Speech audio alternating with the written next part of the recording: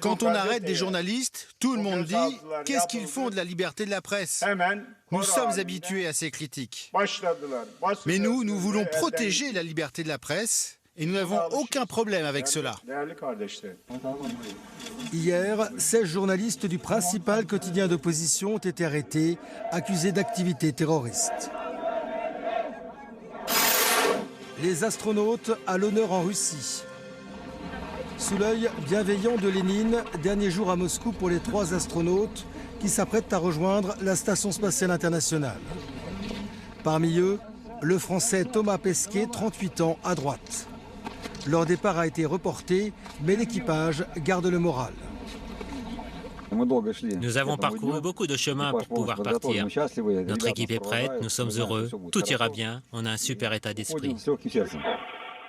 Le 17 novembre, à bord d'un vaisseau Soyouz, ils rejoindront l'ISS. Leur mission durera 6 mois. 2 jeunes Polonais en Lituanie pour la Toussaint. C'est l'un des plus anciens cimetières d'Europe. Nous sommes à Vilnius, en Lituanie. Beaucoup de Polonais sont enterrés ici. Tradition oblige, en ce jour de Toussaint, des écoliers polonais viennent chaque année nettoyer les allées et les sépultures. Il y a beaucoup de compatriotes qui reposent ici et on est peu nombreux à prendre soin de toutes ces tombes. Depuis la chute de l'Union soviétique, la Lituanie et la Pologne participent à la restauration de ce cimetière historique.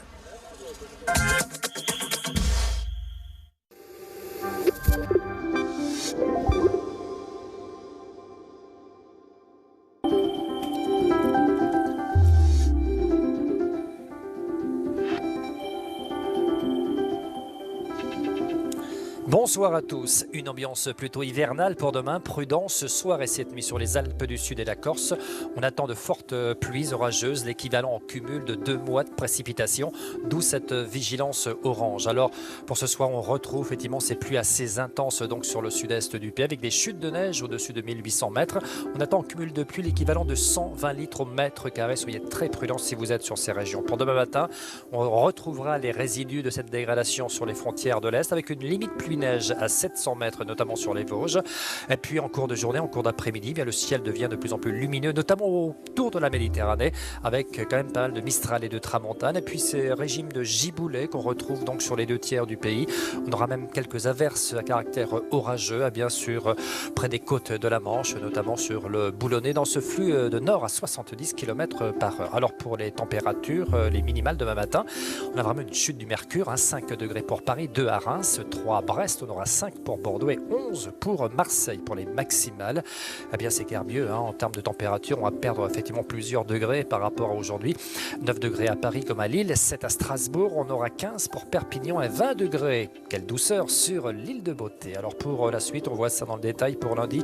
C'est de la stabilité donc on retrouve sur le nord du pays, un régime de giboulée avec du vent, de la pluie, également donc du froid avec de la neige également sur les reliefs, une limite pluie-neige à 400 mètres sur les Vosges. Les températures très fraîches le matin de 2 ou 1 degré donc sur l'ensemble du territoire.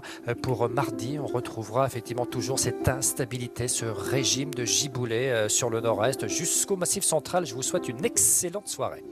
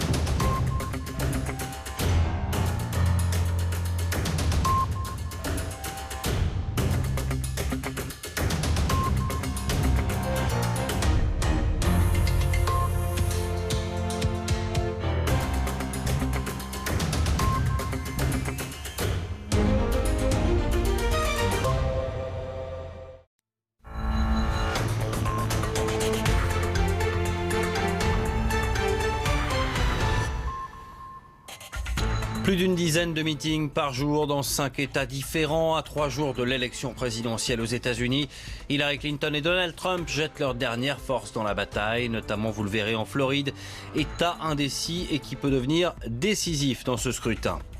1 millier de personnes dispersées par la police à Istanbul. Ces manifestants étaient venus protester contre l'arrestation cette semaine de responsables du principal journal d'opposition. Il y a maintenant 142 journalistes en prison en Turquie. De nouveaux dirigeants du parti pro-kurde HDP ont également été arrêtés ces dernières heures.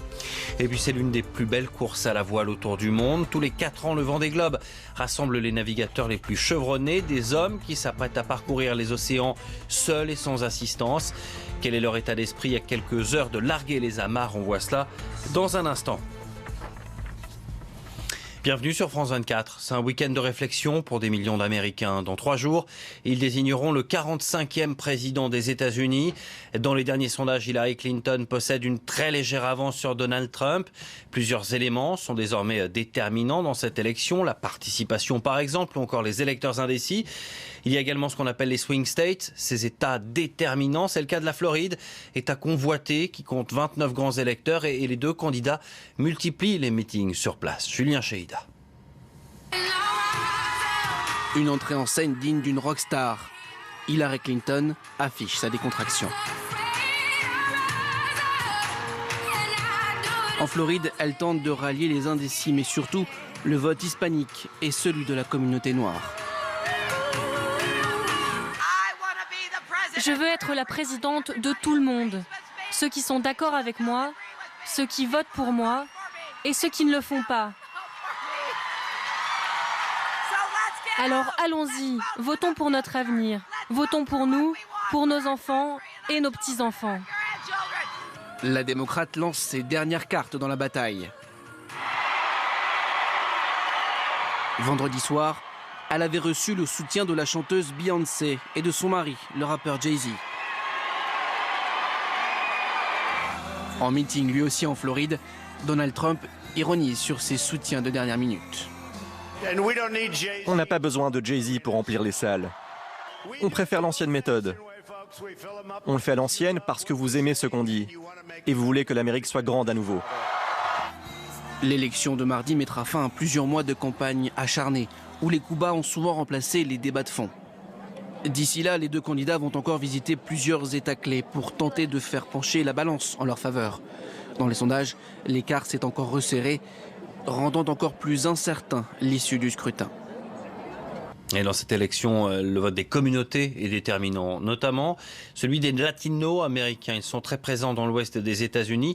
Dans leur conquête de l'ouest, justement, les candidats veulent s'assurer ce vote latino. On voit cela avec Loïc Piala à Los Angeles.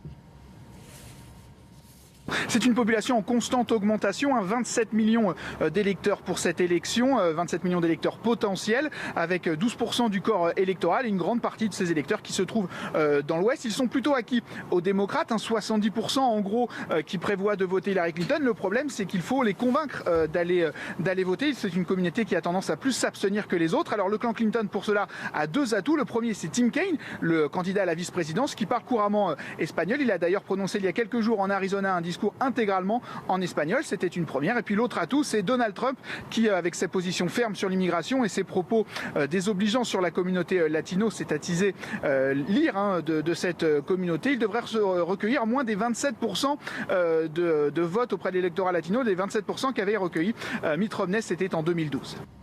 En Turquie, maintenant, les purges sont quasi quotidiennes depuis la tentative de coup d'État du 15 juillet. Ce samedi, comme la veille, des membres du parti pro-kurde HDP ont été arrêtés. Ces purges touchent également la presse. 170 journaux, agences, chaînes de télévision ont fermé en 4 mois. Cette semaine, 9 dirigeants du principal journal d'opposition ont été arrêtés. 1 million de personnes ont manifesté pour les défendre. Elles ont été dispersées avec force par la police. Nabia Makloufi ou Sibrahim. Canons à eau et gaz lacrymogène. L'arsenal des forces de l'ordre pour disperser la foule. Plusieurs centaines de personnes qui tentaient de rallier le siège de Cumhuriyet, un quotidien d'opposition privé d'une partie de ses journalistes et dirigeants, placés en détention pour activités terroristes. Ils considèrent les écrits des journalistes comme des crimes et en mettent 9 en détention. C'est quoi